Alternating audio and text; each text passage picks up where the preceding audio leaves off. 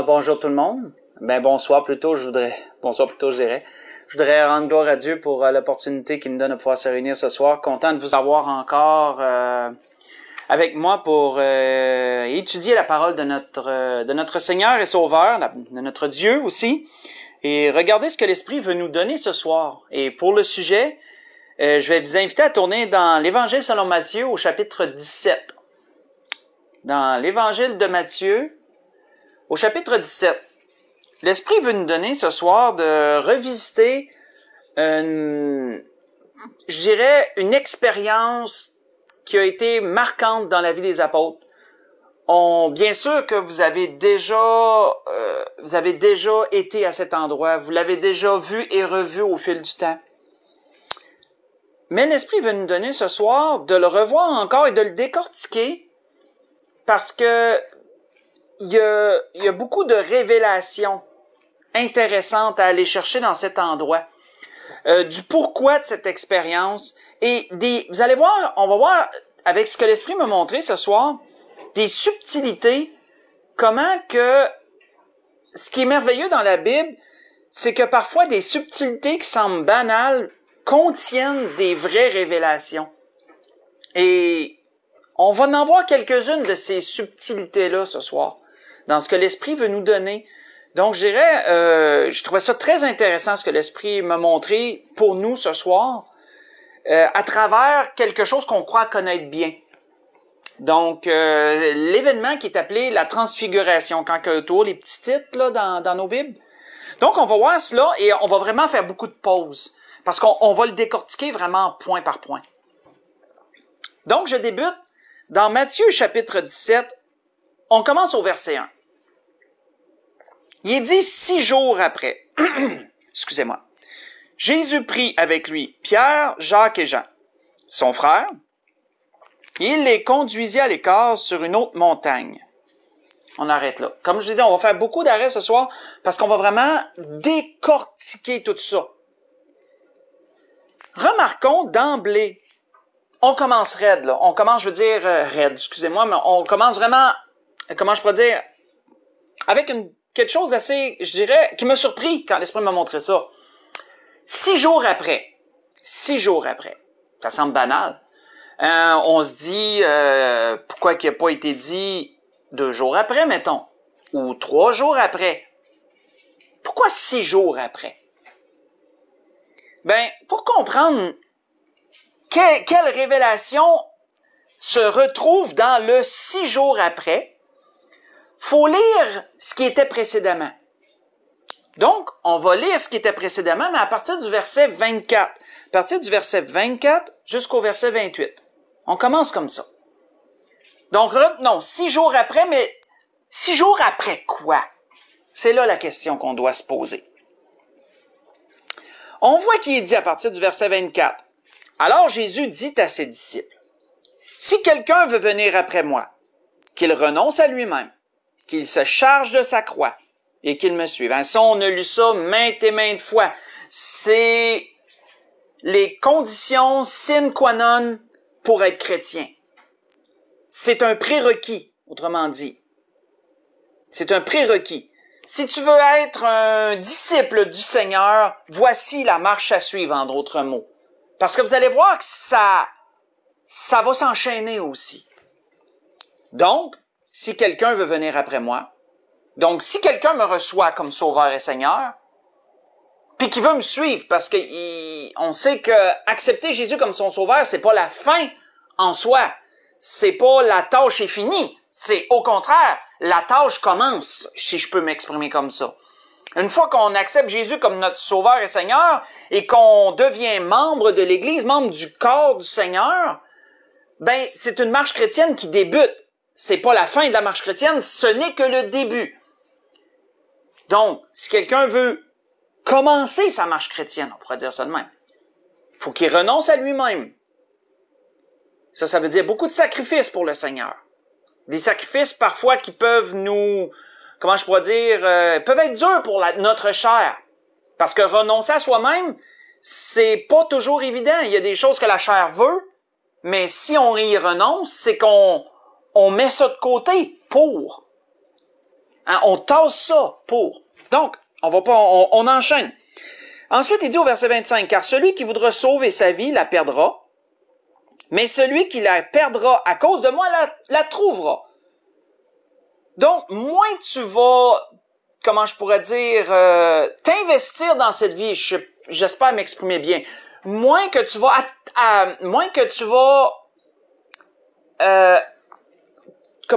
pas trouver d'importance, mais moins tu vas t'attarder à cette vie-ci, dans tous les aspects de celle-ci, ben, plus que tu vas recevoir dans la vie d'après, moins que tu vas, comment je pourrais dire, te laisser aller à toutes les choses de cette vie. Ça veut pas dire apprécier la vie. Oui, on doit apprécier la vie. La vie, c'est un cadeau merveilleux avec tout ce que Dieu nous permet de voir, sa nature, les expériences qu'on peut vivre, etc. C'est tout merveilleux en soi.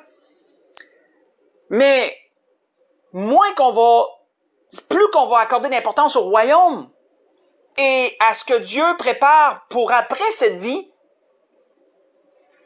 ben, cette vie-ci, on va être prêt à accepter à délaisser des choses pour la vie d'après. Et c'est ça que le Seigneur veut, c'est ça que le Seigneur dit. Celui qui va vouloir sauver sa vie va la perdre. Celui qui va tout investir ici-bas, il va manquer le meilleur. Mais celui qui va décider qu'il va être prêt à perdre des choses ici-bas, mais il va retrouver au centuple plus tard. Ensuite, il dit, que servirait un homme de gagner tout le monde s'il perdait son âme? Ou que donnerait un homme en échange de son âme? Hein, notre âme, c'est la chose la plus précieuse qu'on a, c'est nous. C'est le vrai nous. Ça, là, c'est juste un véhicule. Ça, c'est juste un vase, comme l'apôtre Paul disait. La chair, c'est juste un vase. L'âme, c'est ce qui va subsister pour l'éternité. Donc, perdre ça, c'est tout perdre, en fin de compte. On voit qu'il dit au verset 28, verset 27, « Car le Fils de l'homme doit venir dans la gloire de son Père avec ses anges. » Hein? Autrement dit, le Seigneur dit, ce qui va arriver là, bientôt, là, ce qui va advenir à la fin de la grande tribulation, hein, lorsque le Seigneur va revenir avec ses anges pour établir le règne de 1000 ans, comme on l'appelle. Le Fils de l'homme doit venir dans la gloire de son Père avec ses anges. Et alors, il rendra à chacun selon ses œuvres. Et là, notez le verset 28 parce que la suite prend toute son importance. Le verset 28 nous dit, « Je vous dis en vérité », c'est quelque chose que Jésus dit à ses disciples là, qui l'écoutaient. Là. « Je vous dis en vérité, quelques-uns de ceux qui sont ici ne mourront point qu'ils n'aient vu le Fils de l'homme venir dans son règne. » Qu'est-ce que ça voulait dire, ça? Ça voulait-tu dire qu'il y en a qui allaient vivre pendant 2000 ans et plus sans mourir et qui verraient Jésus revenir pour établir le règne de 1000 ans? Bien sûr que non. On sait que Pierre est mort. On sait que Jacques est mort. On sait que Jean aussi est mort. Mais ils allaient vivre une expérience qui allait s'apparenter, qui allait être un peu un prélude, une vision du règne du Seigneur. Et qu'est-ce que le Seigneur disait? Quelques-uns d'entre vous allez vivre cette expérience. Vous allez voir le Fils de l'homme venir dans son règne. Autrement dit, l'expérience que je vais vous faire vivre va être comme lorsque ça va vraiment arriver, en d'autres mots. Et là, le 6 jours après, est important. Parce que Dieu a créé le monde en combien de jours? La Bible nous dit, Dieu a créé le monde en 6 jours. Qu'est-ce qui est arrivé le 7e jour? Le 7e jour, Dieu s'est reposé de ses œuvres. Quand on étudie les Écritures, si nous prenons entre autres ce que l'apôtre Pierre dit, quand il donne une clé de calcul, quand il dit, aux yeux de Dieu, un jour est comme 1000 ans, 1000 ans comme un jour. Combien pensons-nous que cette création-ci va durer de temps avant que Dieu établisse son règne pour 1000 ans? Si on croit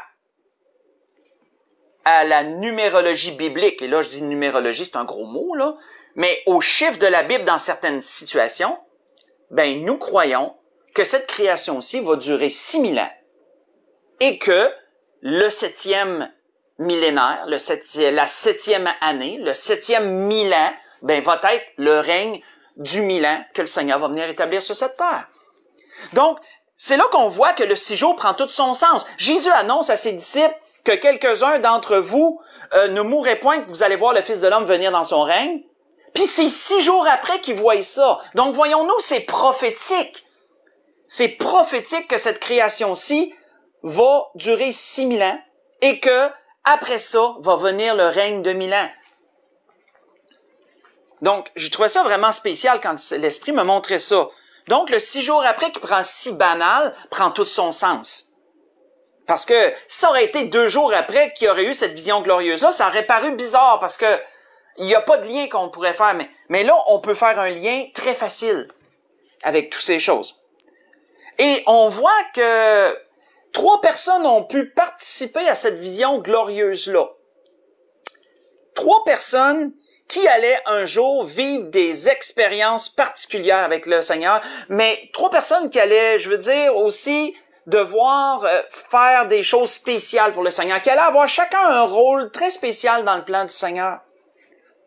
Et cette expérience qu'ils allaient vivre était un peu comme l'auteur d'Hébreux dit, une encre de l'âme, sûre et solide, comme il est dit dans le chapitre 6, je crois, dans l'Hébreux chapitre 6, dans la fin du chapitre.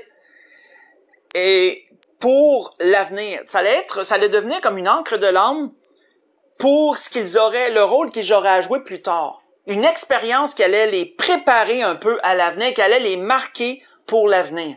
Et ça, vous savez, le Seigneur nous fait vivre parfois ce genre d'expérience-là. Le Seigneur sait parfois qu'on va avoir des choses à traverser qui vont être spéciales ou un grand rôle à jouer dans une certaine chose. Et si on connaît la bienveillance de notre Dieu, si on l'a déjà expérimenté, on sait que Dieu nous a préparés à ce qui s'en vient toujours. Comme Dieu allait les préparer à ce qui allait venir pour eux beaucoup plus tard, par cette expérience. Donc, on a vu déjà 2 choses. Dans juste un verset, on a vu 2 choses déjà. Le 6 jours après représente le temps de cette création, avant que le Seigneur rétablisse son règne. Donc, les paroles du Seigneur, dans le verset 28, qu'on a lu précédemment, prenaient tout leur sens. Ensuite, il dit quoi? Au verset 2, il dit « Il fut transfiguré devant eux, son visage resplendit comme le soleil, et ses vêtements devinrent blancs comme la lumière. » Ça veut dire quoi, transfigurer? La transfiguration, c'est même le titre qui est donné à cette portion qu'on lit. Le mot « transfigurer » veut dire, je l'ai noté selon le dictionnaire, veut dire donner au visage un éclat inaccoutumé. Autrement dit, avoir le visage qui rayonne d'une façon anormale, d'une façon inhabituelle.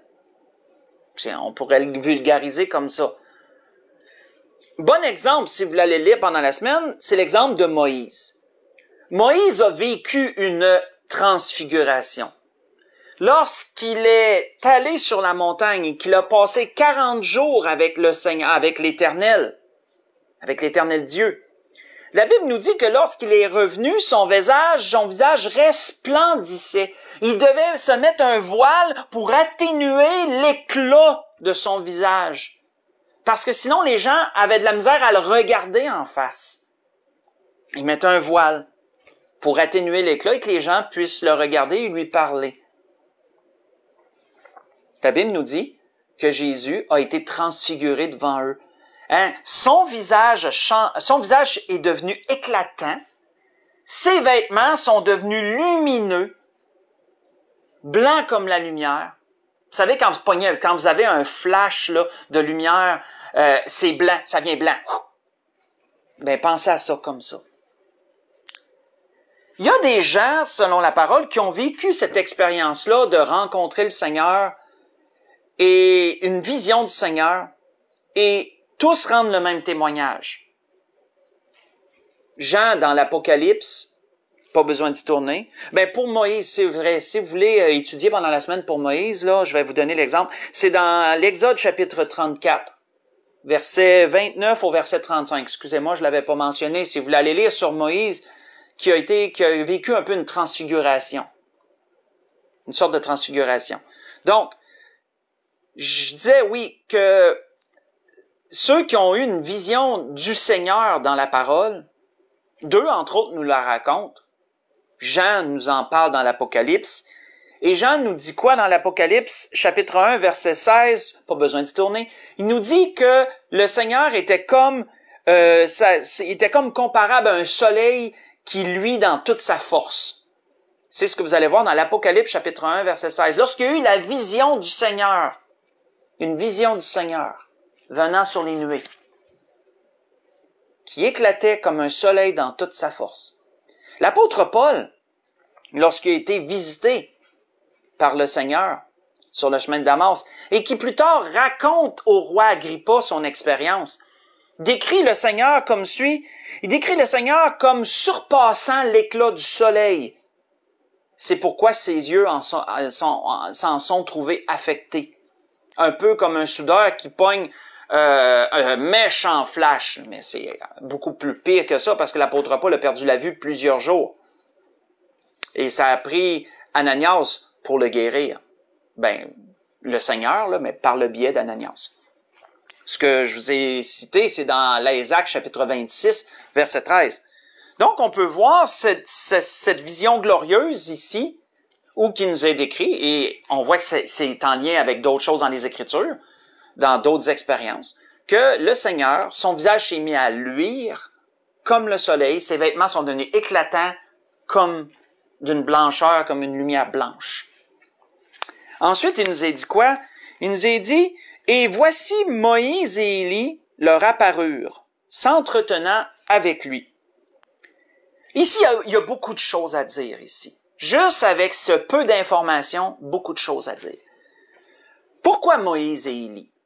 J'en ai déjà parlé à l'Église, j'ai déjà touché à cette portion, donc probablement que vous allez savoir, vous souvenir un peu ce que représentent Moïse et Élie.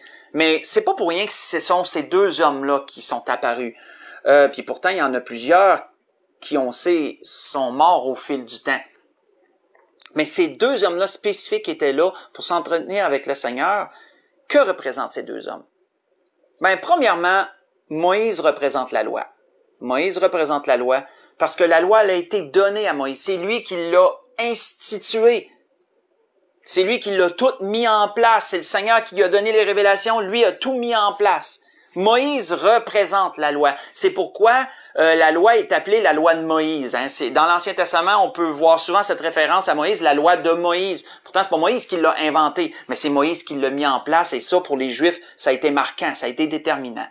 Donc, Moïse représente la loi. Et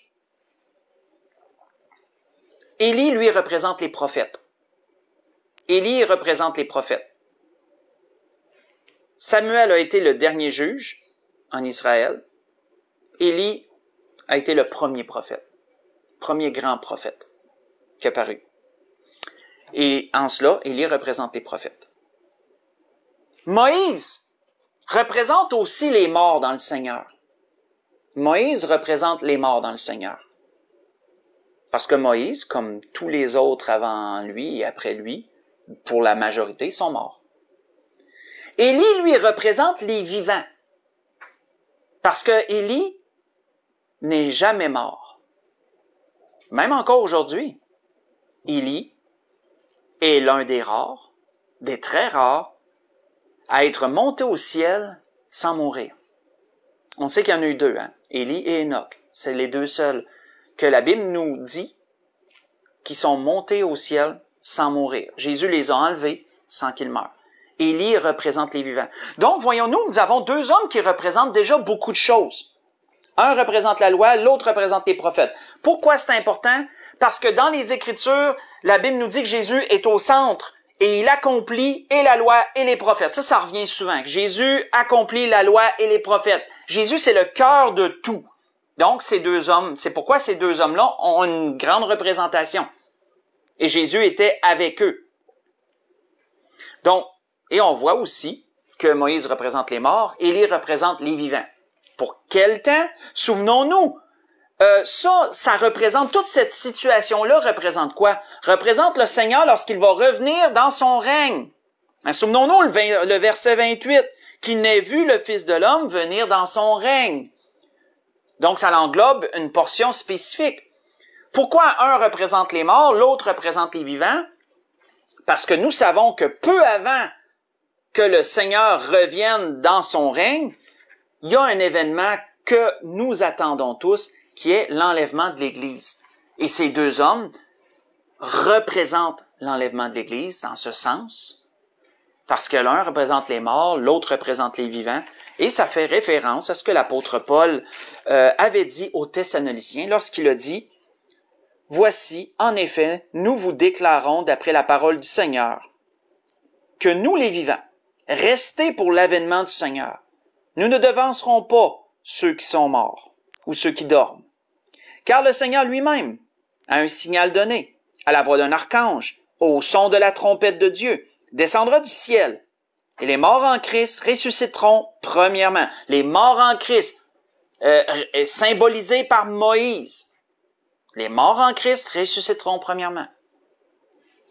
Et ensuite, nous les vivants qui serons restés, nous serons tous ensemble enlevés avec eux dans les nuées, représentant Élie, les vivants représentant Élie, qui lui-même a été enlevé au ciel, un peu comme l'enlèvement de l'Église va survenir. Même à d'autres endroits, nous pouvons même dire qu'Élie représente l'Église qui va être enlevée. Il est le représentant dans ce sens.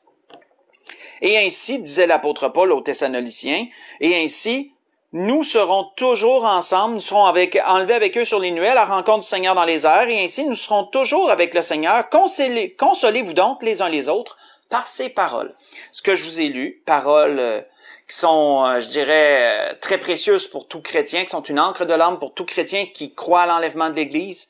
Dans le premier chapitre de Thessaloniciens, chapitre 4, premier livre de Thessaloniciens, chapitre 4, verset 15 au verset 18. Verset 15 au verset 18.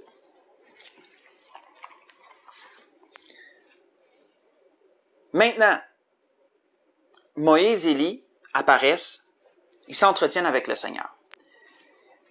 On sait que cet événement-là qu'on est en train de lire a été quand même un événement assez marquant que 3 des 4 évangélistes qui nous est donné dans les Écritures, autrement dit les 4 évangiles, 3 des 4 évangélistes l'ont mentionné. Chacun ajoutant un détail que l'autre n'a pas. Le seul qui n'a pas mentionné cet événement, c'est Jean. Et ça peut surprendre, mais on ne sait pas pourquoi. Mais Jean, lui, n'a pas mentionné la transfiguration. Mais les 3 autres l'ont mentionné. Matthieu le mentionne, Marc la mentionne et Luc la mentionne. Et Marc et Luc n'étaient pas là lorsque c'est arrivé. Seulement, même pas Matthieu d'ailleurs, même pas Matthieu quand on y pense. Mais bon, Luc, lui, nous donne un détail. Avant de sauter au verset 4, entre le verset 3 et le verset 4, Matthieu mentionne pas quelque chose, mais Luc mentionne quelque chose d'intéressant. Luc mentionne quelque chose d'intéressant et on peut faire un lien encore, toujours avec le temps que représente cette grande révélation. Le temps que représente cette révélation, c'est le retour du Seigneur dans son règne. Souvenons-nous, il faut toujours garder ça dans notre esprit, dans ce qu'on voit ce soir. Donc, qu'est-ce que Luc nous dit? Faites juste écouter, je vais vous lire un endroit.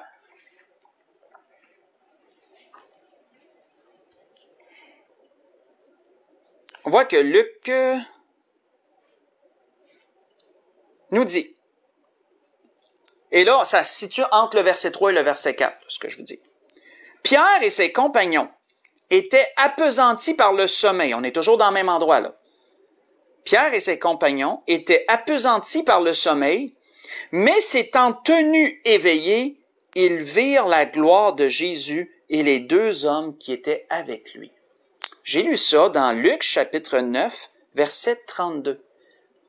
Et quand je méditais là-dessus, si on fait un lien avec le temps que cette révélation-là représente, que cette transfiguration-là représente, on comprend, frères et sœurs, que dans les derniers temps, ça représente les chrétiens, les vrais chrétiens, là. Ceux qui vont prendre cet enlèvement-là. Là. Ceux qui vont prendre cet enlèvement qui s'en vient vont être des chrétiens qui vont s'être tenus éveillés malgré le désir de s'endormir. Hein? Malgré que la chair était appesantie par le sommeil qui est dit, les disciples s'étaient tenus éveillés. Ben ça représente les chrétiens. Ça représente l'Église mondiale, globale du Seigneur qui va prendre cet enlèvement, qui va voir la gloire du Seigneur un jour, parce que ce seront des chrétiens qui se seront tenus éveillés dans un temps de sommeil, dans un temps... Faites référence avec les vierges folles, les vierges sages. Même affaire. Ce sera des chrétiens qui, malgré la pesanteur du sommeil, malgré l'envie d'endormir, l'envie de se laisser aller, vont s'être tenus éveillés. Moi, j'ai vu ça tout comme une révélation. Je dis, waouh, oui. Si on regarde dans l'ensemble, hein, tout ce que ça représente, ça colle très bien. Donc, ils se sont tenus éveillés malgré le désir de s'endormir, ces trois hommes-là, et ils ont vu la gloire du Seigneur. Ensuite, là, on peut aller au verset 4 dans Matthieu 17. Là, on peut continuer. Qu'est-ce qui est dit au verset 4? Il est dit, Pierre, prenant la parole, dit à Jésus, Seigneur, il est bon que nous soyons ici. Si tu le veux, je dresserai ici 3 tentes. Une pour toi, une pour Moïse et une pour Élie. On va arrêter là. Comme nous le savons, ici, Pierre l'a échappé. Qu'est-ce qui nous dit que c'est négatif? Il y a eu plusieurs théories plusieurs idées sur le pourquoi que Pierre l'a échappé comme ça. Pourquoi c'était négatif, qu'est-ce que Pierre a proposé? Il y a eu plusieurs idées qui ont été avancées. J'en ai entendu plusieurs, dont moi-même j'en ai exposé certaines. Mais, qu'est-ce qui a fait que Pierre a prononcé ces paroles? Premièrement, ça va nous donner un indice. Et pour ça, il faut aller regarder dans les 2 autres évangélistes. Qu'est-ce que les 2 autres évangélistes nous répertorient sur les paroles de Pierre? Faites juste écouter, toujours. Marc nous dit ceci. Marc nous dit, à propos de Pierre, « Car il ne savait que dire, l'effroi l'ayant saisi. » Il était tellement sous le choc de ce qu'il voyait, Moïse, Élie et le Seigneur qui était là, qui parlait avec eux, le Seigneur resplendissant de gloire. Il était tellement pris d'effroi, tellement sous le choc, qu'il a comme parlé sans réfléchir. C'est ce que Marc nous dit. Marc nous dit, il ne savait que dire. Donc, il a dit la première affaire qui a passé par la tête. On va dire ça comme ça. Donc, vous voyez ça dans Marc 9, verset 6. Luc, lui, nous dit, il nous rajoute un petit indice encore par rapport à ça. Luc nous dit, il ne savait pas ce qu'il disait. En parlant de la proposition de Pierre d'ériger 3 tentes pour chacun de ces hommes-là, pour Jésus, mais pour Moïse puis pour Élie, Luc, lui, nous dit, il ne savait pas ce qu'il disait. Donc, sans réfléchir, sans penser à ce qui est en train de se passer, puis l'implication de ce qu'il propose. Il leur proposait quoi? Il leur proposait de dormir là. Il leur proposait de demeurer là, sans considérer d'où ils venaient. Ces gens-là appartenaient plus à notre monde, c'est une façon de parler. Dieu les avait, ils étaient avec Dieu, façon de parler, mais ils étaient ailleurs. Et donc, c'était insensé d'espérer que ces gens-là viennent, pas s'établir tout le temps, mais viennent dormir sur terre, hein, qui retournent pas d'où ils venaient, en d'autres mots. Cette vision glorieuse-là était pour un temps déterminé. C'était de vouloir les garder, et ça, c'était malvenu. C'était pas bienséant de vouloir les garder là. C'était d'accorder trop d'importance à ces 2 hommes-là, quoique ce sont des figures importantes. Mais l'important, c'était la personne au milieu d'eux. C'était Jésus. Et ça, c'est ce qu'on doit retenir de cette situation et du pourquoi que dès que Pierre a proposé ça, Dieu a tout de suite rappelé ces 2 hommes-là qu'il y a une nuée qui est apparue, ils ont rentré dans la nuée et ils sont retournés à l'endroit d'où ils venaient. Tout de suite après que Pierre leur a proposé, hey, on va ériger trois endroits, là, puis vous allez pouvoir rester avec nous. On va pouvoir rester tout ensemble ici. Non. Pierre ne pouvait pas les retenir sur terre. Il ne pouvait pas les retenir dans notre monde. Il n'était là que pour un temps, pour une raison précise. C'est une vision glorieuse, mais il devait s'en retourner par la suite. Et là, Pierre devait accepter ça. Et une chose importante que certains ont souligné, et oui, c'est vrai, notez que Pierre, ça ne nous parle pas des deux autres, mais probablement qu'eux aussi, ont tout de suite reconnu que c'était Moïse et Élie. Ça, c'est particulier. Pierre n'a jamais vu Moïse de son vivant, et les autres apôtres qui étaient là non plus, ni Élie. C'était des figures du passé, d'un lointain passé, mais pourtant, ils les ont reconnus. Ça nous donne un indice que lorsqu'on va tous être avec le Seigneur, on va tous se reconnaître. Nous allons connaître des gens que nous n'avons jamais physiquement connus, mais nous allons les connaître. Je peux pas vous expliquer comment, mais on va savoir. On va savoir on va savoir c'est qui Paul.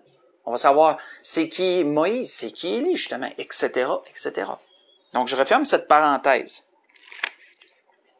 Donc, on voit ici les indices que Marc et Luc nous disent à propos de Pierre. Il n'a pas réfléchi. C'est une parole sans réfléchir. Il savait pas ce qu'il disait. C'est un peu insensé d'avoir proposé ça. Mais on sait que Pierre voulait pas mal faire. Mais bon. Donc, on voit que une fois que ces deux hommes ils sont retournés dans la nuée et qu'ils ont disparu et qu'il n'a resté que Jésus avec eux, la Bible nous dit quoi? Au verset 5, il dit « Comme il parlait encore, une nuée lumineuse les couvrit. Et voici une voix fit entendre de la nuée ces paroles. Celui-ci est mon fils bien-aimé, en qui j'ai mis toute mon affection. Écoutez-le. » Ça, c'est arrivé combien de fois, selon vous, que Dieu a parlé comme ça dans le Nouveau Testament, je parle? C'est arrivé 3 fois. D'après ce que j'ai pu trouver, là, c'est arrivé 3 fois où on a pu entendre la voix de Dieu dans le Nouveau Testament, à partir du temps que Jésus est venu ici-bas. Ici, c'est une de ces 3 fois-là, c'est ici, là, où qu'on lit présentement. La première fois, ça a été lorsque Jésus a été baptisé. Souvenez-vous, lorsque le Seigneur est sorti des eaux, après avoir été baptisé, la Bible nous dit que l'Esprit Saint est descendu sur lui sur la forme d'une colombe, et que une voix s'est faite entendre du ciel. Celui-ci est mon fils bien-aimé, en qui j'ai mis toute mon affection. Donc, citer à peu près les mêmes paroles qu'on voit ici, sauf qu'il n'a pas été dit « écoutez-le ». Ici, il a été dit « écoutez-le ».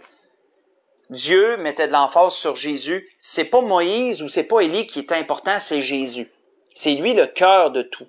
Dans le fond, c'est pour ça que je disais tantôt que Pierre avait peut-être voulu mettre trop d'importance sur Moïse ou sur Élie, puis que c'était mal venu de le faire. Mais bon. Et la troisième endroit où c'est qu'on a entendu ça, c'est dans la parole lorsque il y a des païens, lorsqu'il y a des Grecs qui ont voulu s'entretenir avec le Seigneur. Vous voyez ça dans l'évangile de Jean, chapitre 12, versets 20 à 29. Il y a des Grecs qui sont venus, puis qui ont voulu s'entretenir avec le Seigneur, et Dieu a fait entendre sa voix du ciel. Dieu a parlé du ciel encore. Je me souviens plus exactement qu'est-ce qu'il a dit. Je suis curieux, je vais aller le voir. Donc, on va lire ensemble. J'avais pas prévu de lire cet endroit, mais je vais me remémorer ça moi aussi. Oui, quelques Grecs, est-il dit dans Jean chapitre 12. Vous n'êtes pas obligé d'y aller, mais si vous voulez me suivre, vous pouvez. Jean chapitre 12, verset 20. Quelques Grecs du nombre de ceux qui étaient montés pour adorer pendant la fête s'adressèrent à Philippe de Bethsaïda en Galilée et lui dirent, avec instance, Seigneur, nous voudrions voir Jésus. Philippe alla le dire à André, puis André et Philippe le dirent à Jésus. Jésus leur répondit,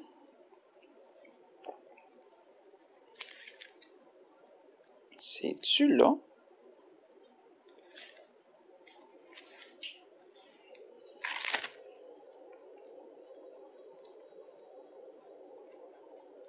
Oui, c'est là. Quand on continue, Jésus leur répondit, l'heure est venue où le Fils de l'homme doit être glorifié. En vérité, je vous le dis, si le grain de blé qui est tombé en terre ne meurt, il reste seul, mais s'il meurt, il porte beaucoup de fruits. Celui qui aime sa vie la perdra, et celui qui est sa vie dans ce monde la conservera pour la vie éternelle. Si quelqu'un me sert, qu'il me suive, et là où je suis, là aussi sera mon serviteur. Si quelqu'un me sert, le Père l'honorera. Maintenant, mon âme est troublée, et que dirai-je? Père, délivre-moi de cette heure. Mais c'est pour cela que je suis venu jusqu'à cette heure. Père, glorifie ton nom. Et là, notez, et une voix vint du ciel, je l'ai glorifié, et je le glorifierai encore. Vous voyez ça au verset 28. La foule qui était là, la foule qui était là, ça comprend sans doute les païens qui voulaient voir Jésus. La foule qui était là et qui avait entendu disait que c'était un coup de tonnerre. D'autres disaient un ange lui a parlé. C'est les 3 endroits répertoriés dans les Écritures, dans le Nouveau Testament, où on a pu entendre la voix de Dieu. Donc, je trouvais ça spécial de le soulever. Si on continue, et là, on s'en va vers la conclusion dans ces choses, parce qu'on a, jusqu'à présent, on a décortiqué beaucoup. Comme vous avez vu dans le peu de versets qu'on a lus, on a soulevé beaucoup de choses. Premièrement, que cette situation représente l'avènement, le retour du Seigneur dans sa gloire. Cette situation-là, la transfiguration, c'est comme un peu une image de ce qui, c'est comme une vision de ce qui va arriver. Et Pierre, Jacques et Jean ont eu la grâce d'y participer. Le 6 jours après la promesse de Jésus disant qu'il y en a certains d'entre vous qui mourront pas avant d'avoir vu le Fils de l'homme revenir dans son règne, le 6 jours après représente justement le temps de cette création, 6000 ans, si on fait le calcul de Pierre, un jour comme 1000 ans comme un jour, et ensuite la 7e année, le 7e millénaire, ça va être le retour du Seigneur. Donc, on peut voir cette corrélation-là. On a vu dans tout ça que Pierre, Jacques et Jean, et on va le voir dans la conclusion, c'est pas pour rien que ces 3-là ont été sélectionnés pour vivre cette vision glorieuse. Ils allaient jouer un rôle principal dans le plan de Dieu et Dieu les préparait. C'était comme une encre de l'âme, cette expérience-là, qu'ils allaient vivre. On a vu que Moïse et Élie représentaient des choses. C'est les 2 hommes qui sont venus et c'est pas pour rien que c'était eux. Un représentait la loi, l'autre représentait les prophètes. Jésus au centre, Jésus accomplissant et la loi et les prophètes. On a vu que Moïse représente les morts et Élie représente les vivants. Parce que à ce temps-là, il va arriver l'enlèvement de l'Église un petit peu avant le retour du Seigneur.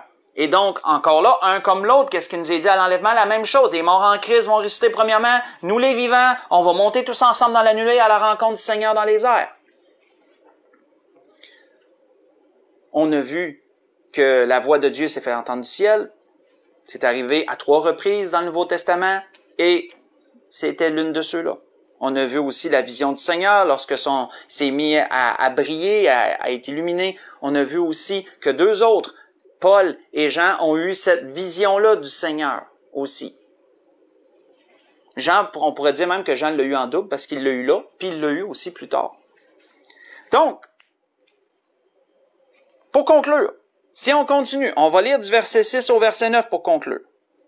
Lorsqu'ils entendirent cette voix, les disciples tombèrent sur leurs faces et furent saisis d'une grande frayeur. Mais Jésus s'approchant les toucha et dit, « Levez-vous, n'ayez pas peur. » Ils levèrent les yeux et ils ne virent que Jésus seul.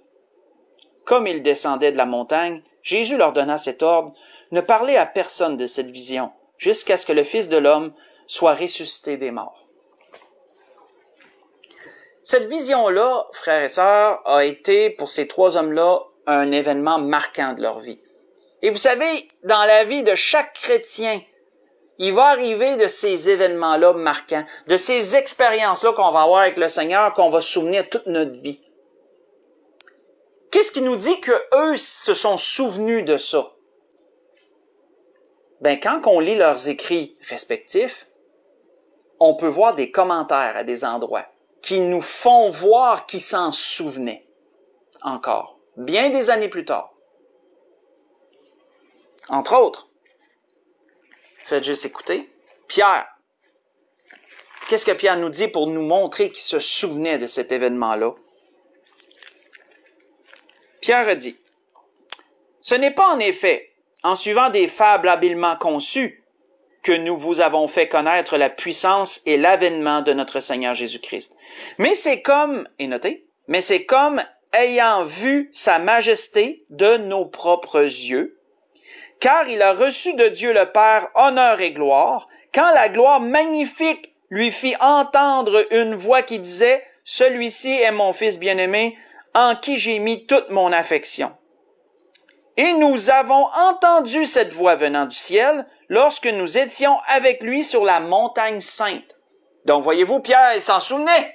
Et c'est même un peu à cause de lui que cette vision-là a pris fin d'une certaine façon, on pourrait dire, que cette voix s'est fait entendre et tout. Donc, Pierre, ça l'a marqué, il s'en souvenait. Il le décrivait dans 2 Pierre, chapitre 1, j'ai lu du verset 16 au verset 18. 2 Pierre, chapitre 1, verset 16 au verset 18.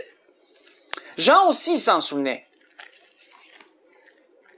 Jacques, lui, n'a pas eu le temps d'écrire rien parce que Jacques, ça a été le premier martyr. On voit ça dans les Actes. Je crois que c'est au chapitre 12 dans les Actes, si ma mémoire est bonne. Mais il me semble que c'est dans le début du chapitre 12 que Jacques a été mis à mort en martyr. Ça a été le premier des apôtres à mourir en martyr pour le Seigneur. Donc lui, il n'a pas eu le temps d'écrire quelque chose. Sinon, probablement qu'on aurait vu que lui aussi s'en souvenait. Mais Jean, lui, nous dit quoi? 2 endroits que je vais vous lire, on va conclure complètement là-dessus, qui nous montrent comment Jean s'en souvient. Jean a dit, « Et la parole a été faite chair.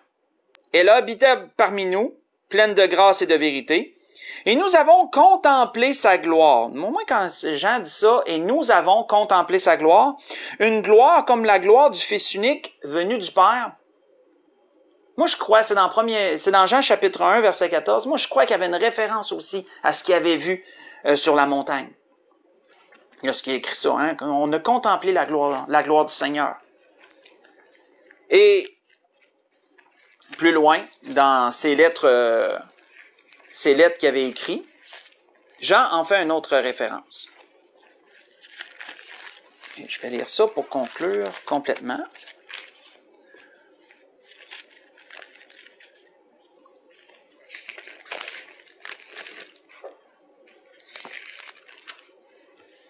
On voit que Jean dit, « Ce qui était dès le commencement, ce que nous avons entendu, ce que nous avons vu de nos yeux, ce que nous avons contemplé et que nos mains ont touché, concernant la parole de vie, et la vie a été manifestée, et nous l'avons vue, et nous lui rendons témoignage, et nous vous annonçons la vie éternelle qui était auprès du Père et qui nous a été manifestée. » Donc Jean commence comme ça ses lettres dans 1 Jean chapitre 1, versets 1 et 2. Mais quand je lis ça, moi, j'y vois une référence à cet événement glorieux qu'ils ont vécu. Sachons une chose, frères et sœurs, c'est que si Jésus leur a fait vivre une expérience comme ça, qui les a marqués pour le restant de leur jour, c'était pour les préparer à ce qu'ils allaient devoir vivre plus tard. Ça allait être pour eux comme une encre de l'âme qui les empêcherait de s'égarer. Il y en a eu plusieurs. Il y a eu plusieurs expériences avec le Seigneur qui ont produit ça. Mais en tant que chrétiens, on est dans des temps de tourmente. Et nous aussi, je suis sûr que le Seigneur nous a donné des ancres. Des ancres de l'âme qui font que présentement, malgré ce qui se passe et malgré ce qui va arriver, nous allons être comme des bateaux brassés par la tempête, mais qui vont demeurer sur place parce que l'ancre est profondément ancrée. Et que on va être pas chaviré, mais on va être brassé d'un côté et d'un autre, mais par les ancres de l'âme que le Seigneur va nous avoir fait vivre, par ces expériences-là, on va résister à la tempête. Et c'est ce que je nous souhaite à tous. Je crois que le Seigneur nous a préparés personnellement pour ces temps-ci, chacun à notre façon, comme le Seigneur avait préparé ses hommes avec cette belle expérience pour ce qu'ils auraient à vivre plus tard. Notre Dieu est un Dieu rempli d'amour, est un Dieu très prévenant dans ce qu'il fait. La grâce que je nous souhaite, c'est que nous ayons pu comprendre avec un peu plus de profondeur un événement qui a été assez marquant pour que 3 évangélistes le racontent, avec chacun leurs détails respectifs, et que, à travers toutes ces belles choses, nous puissions trouver un puissant encouragement pour qu'est-ce qui s'en vient. C'était ce que l'Esprit a voulu nous donner ce soir, nous parlant encore du Seigneur. Et si quelqu'un n'est pas sauvé et qui a écouté ce message, qu'il sache que les temps sont courts. Les temps sont vraiment courts. Et je le dis quasiment à tous les messages du mercredi, entre autres, que c'est le temps. La Bible nous dit à un endroit que c'est maintenant le jour du salut. C'est pas plus tard. Si tu entends sa voix, n'endurcis pas ton cœur, c'est maintenant le temps. Si vous entendez cette parole-là, faut pas reporter à demain, faut pas balayer la poussière sous le tapis, comme on dit, puis dire, bon, je vais accepter plus tard, ben que je vois, mettons, là, si c'est vraiment vrai, là, à un moment donné, je vais voir des choses, là, puis je vais dire, ben c'est le temps. Faut pas balayer rien sous le tapis, il va être trop tard. Si vous entendez sa voix, n'endurcissez pas vos cœurs, c'est le bon moment, c'est maintenant pour l'accepter, pour le recevoir comme Sauveur et Seigneur, parce que des temps difficiles s'en viennent prochainement, mais aussi des temps séducteurs s'en viennent un peu plus tard. Des temps séducteurs où tellement de gens vont croire à ce qui s'en vient que ne verront pas l'importance d'accepter Jésus lorsque ce temps de séduction-là va s'abattre sur terre. Et c'est là qu'il va falloir l'avoir fait. C'est là qu'il va falloir avoir accepté le Seigneur. La grâce que je souhaite à ceux qui ne sont pas sauvés, n'attendez plus. Acceptez Jésus comme votre sauveur et acceptez de le suivre tel qu'on l'a lu dans Matthieu, tel ce qui a été lu précédemment de ce qu'on a commencé. Là.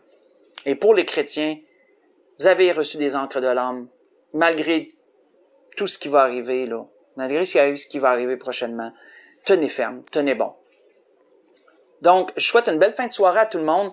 Et pour l'Église de l'Espérance, on va se donner des nouvelles parce que de ce que je lis présentement à propos du gouvernement, le premier ministre parle peut-être de faire tomber tout le Québec en rouge vendredi qui s'en vient. Je ne sais pas s'il y en a qui est au courant.